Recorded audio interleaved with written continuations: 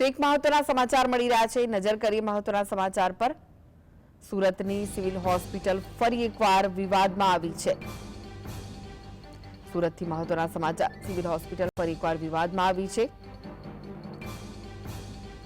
નવી સિવિલ હોસ્પિટલની ઘોર બેદરકારી સામે આવી છે। સ્ટેમ સેલ બિલ્ડિંગમાંથી નવજાત બાળકની ચોરી થઈ ગઈ હોવાની ઘટના સામે આવી છે।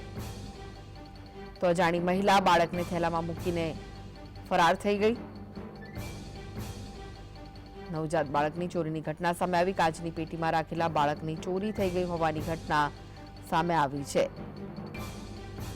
તો સિવિલમાં સિક્યુરિટીની કામગીરી સામે સવાલ ઉઠી રહ્યા છે, કારણ કે નવજાત બાળકની ચોરી થઈ ગઈ છે। આ પહેલા પણ અનેક વખત આવી ઘટનાઓ બની ચૂકી છે, તેમ છતાં પણ સિવિલ તંત્ર